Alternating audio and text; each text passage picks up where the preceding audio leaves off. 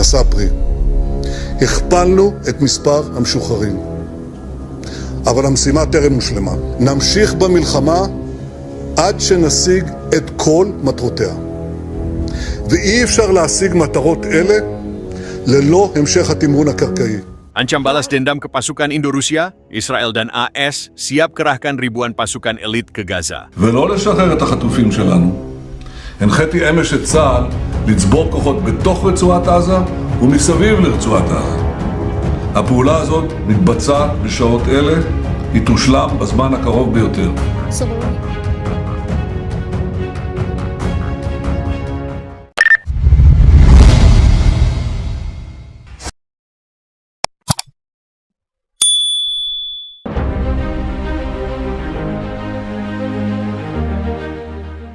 Gaza kini bukan sekadar tanah perlawanan, tapi juga panggung utama konfrontasi global.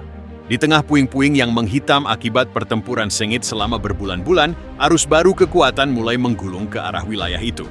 Amerika Serikat dan Israel, setelah mengalami serangkaian kekalahan strategis dari koalisi Indo-Rusia dan pejuang perlawanan Palestina, kini tengah menyiapkan sesuatu yang jauh lebih besar.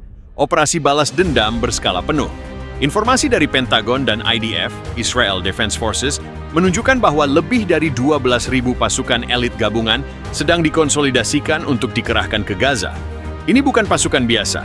Yang akan turun adalah pasukan bayangan dari Operasi Hitam CIA, Satuan Tempur Dev Gru, SEAL Team 6, pasukan payung IDF, hingga unit-unit tempur yang selama ini disimpan sebagai trump card, termasuk unit 217, Duvdevan, dan Shayetet 13, spesialis operasi anti-gerilya dan pertempuran kota. Serangan kilat koalisi Indo-Rusia pada bulan sebelumnya, yang dibantu oleh jaringan intelijen Iran dan milisi-milisi lokal, berhasil menembus zona aman Israel di Khan Yunis dan Rafah.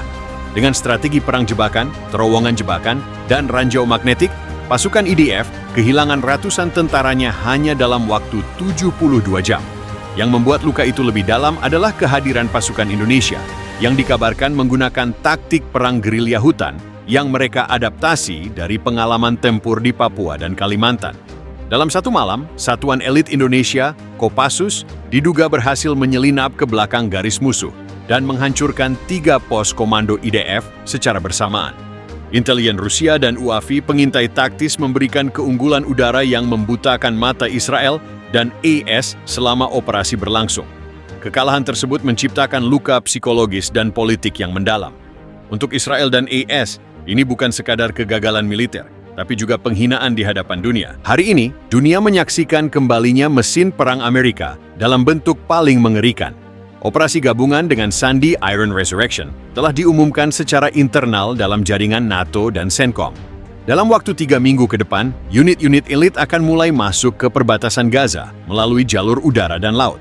Beberapa elemen utama dari operasi ini meliputi penerjunan 2.000 pasukan Delta Force dan SEAL Team 6 untuk operasi pemenggalan kepala struktur komando perlawanan, pengerahan 4.500 tentara IDF dari Brigade Elite Golani dan Nahal untuk pembersihan sektor utara Gaza, operasi laut oleh Shayetet 13 untuk memblokade bantuan logistik yang datang dari Laut Mesir dan Suriah, penggunaan drone stealth dan rudal presisi tinggi untuk membombardir jalur pasokan pasukan Indo-Rusia di selatan Gaza.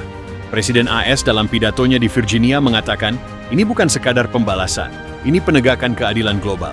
Kami tidak akan tinggal diam saat kekuatan asing menginjak-injak tanah sekutu kami dan menghina martabat bangsa. Koalisi Indo-Rusia menanggapi ancaman ini dengan dingin tapi tegas.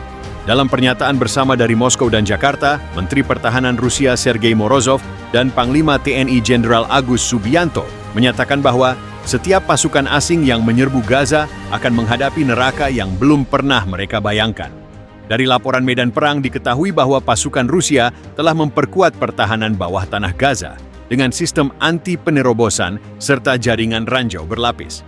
Sementara itu, Kopassus bersama pasukan Hizbullah telah membangun jalur komunikasi bawah tanah yang menjangkau sampai perbatasan Mesir dan Lebanon. Iran pun turut menyuntikkan kekuatan roket tambahan dengan sistem Zolfaghar 5 dan drone tempur Mohajer yang mampu menjangkau radar pangkalan AS di Yordania dan Israel. Langit Gaza kini dipenuhi oleh suara-suara sayap drone dan jet siluman yang melintas. Tanahnya bersiap menerima beban darah baru, dan rakyat sipil sekali lagi berada di garis api paling berbahaya. Perserikatan Bangsa-Bangsa telah menyerukan gencatan senjata darurat, namun kedua pihak tampaknya tidak akan mundur. Ini bukan sekadar perang tentang tanah atau ideologi, ini adalah perang harga diri global. Antara koalisi besar yang baru bangkit dari timur dan poros lama kekuatan barat yang enggan menerima era baru. Pertanyaannya kini bukan lagi siapa yang menyerang duluan, tapi siapa yang akan mampu bertahan sampai akhir. Dunia menatap Gaza dengan mata terbuka, namun penuh ketakutan. Ribuan pasukan elit akan segera mendarat, dan Gaza mungkin menjadi Stalingrad abad ke-21. Apakah kekuatan barat mampu merebut kembali kehormatan yang hilang, atau justru akan tumbang oleh strategi licin dan perlawanan brutal dari timur? Pasukan Kopassus Indonesia, yang beroperasi dalam satuan-satuan kecil berisi 6 hingga 8 orang, menghancurkan pos-pos IDF dengan senyap dan efisien. Mereka menggunakan senjata berperedam, jebakan elektromagnetik, dan drone mini yang dapat menyusup ke ventilasi bunker bawah tanah. Unit Spetsnaz Rusia menutup celah udara dan darat dengan sistem penangkis rudal S-500, membuat Gaza seperti memiliki kubah besi dari timur. Lebih dari 1.200 prajurit IDF dan 300 tentara IS tewas hanya dalam 2 minggu pertempuran. Yang paling menyakitkan bagi Washington adalah hilangnya Brigade Penjaga Kedamaian 82, yang saat itu sedang membantu evakuasi logistik rahasia dari Rafah. Mereka disergap oleh pasukan kombinasi Iran-Indonesia dalam sebuah jebakan gurun yang sangat terkoordinasi. Puluhan kendaraan hancur, mayat-mayat tentara terbakar di dalam Humvee yang meleleh. Ini bukan sekadar kekalahan. Ini adalah penghinaan terbuka terhadap kekuatan militer terbesar di dunia. Namun koalisi timur tidak tinggal diam. Rusia memperkuat posisinya di Gaza dengan sistem radar bawah tanah dan drone otonom bersenjata AI. Indonesia menambah pasukan elit dari batalion para Raider dan menyebarkannya dalam jaringan bunker yang terhubung 30 meter di bawah tanah. Iran, melalui Korps Garda Revolusi, menyuplai lebih dari 700 peluncur rudal jarak menengah, termasuk Farsh 9 dan Zolfaghar 5. Yang mengejutkan, Korea Utara diam-diam mengirim 50 penasihat militer, spesialis sabotase, dan medan perang bawah tanah. Mereka bekerja sama dengan Hizbullah untuk membangun sistem penjebak elektronik bawah tanah yang dapat melumpuhkan drone dan komunikasi satelit. Seorang komandan Rusia berkata, mereka datang dengan teknologi. Kami punya tanah, terowongan, dan waktu. Biarkan mereka masuk. Gaza akan menjadi kuburan kedua bagi kekuatan imperialis. Di dalam Gaza, rakyat sipil bersembunyi di reruntuhan. Anak-anak bermain di samping ranjau. Perawat dan dokter bekerja di bawah tanah, tanpa listrik, tanpa pasokan. Tapi mereka tahu, sesuatu yang lebih besar akan datang. Langit Gaza kini bukan hanya saksi, ia adalah nisan masa depan. Dan tanah Gaza, ia akan menghisap darah dari dua sisi sejarah.